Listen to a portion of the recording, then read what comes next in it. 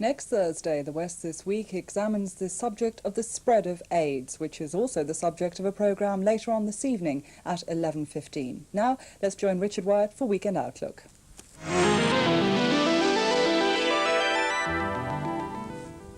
Well, hello again. Well, it sounds as though it's a weekend where you're going to stay on the move, whether you like it or not, with summer being literally blown out as we go into winter. Am I right, Mr. Bibb? Well, yes, indeed, Richard. I think Saturday's going to be as windy a day as we've had for some time. That's apart from tomorrow. And it'll be fairly wet as well to start with. It will become brighter, and Sunday at least should be rather less severe. And that's the good news. To coin a well-worn phrase, and I've used it enough, winter draws on. Who writes this stuff? Anyway, we'll have the full-blown details on the weekend weather later from Mike. But with the holiday season all but over as well, we can also wave goodbye to those massive jams, fingers crossed.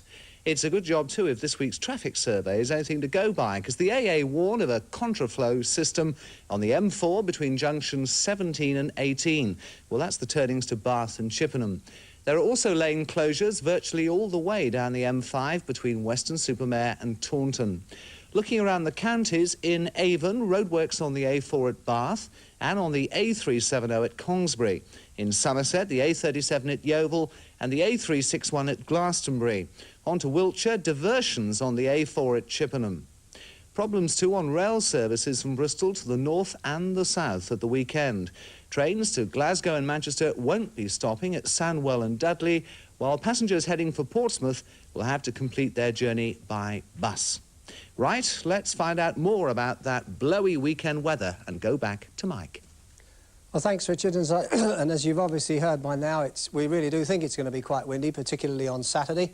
And the reason for this, we can see on the satellite picture taken earlier on today, left of screen there, that lump of cloud we've marked there, is a new depression forming, deepening rapidly. It's going to give us a rotten day tomorrow. It'll still be with us on Saturday morning, bringing rain and strong winds, although it will move away far enough to improve the weather by Sunday.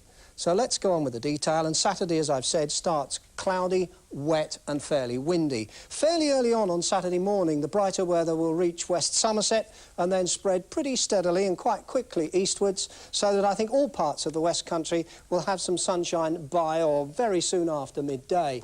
But as that happens, by the afternoon, we'll then start to get some showers around, and one or two of those could be fairly heavy, although they'll be fairly brief, because these winds will be almost at gale force, but temperatures not too bad, into the low 60s.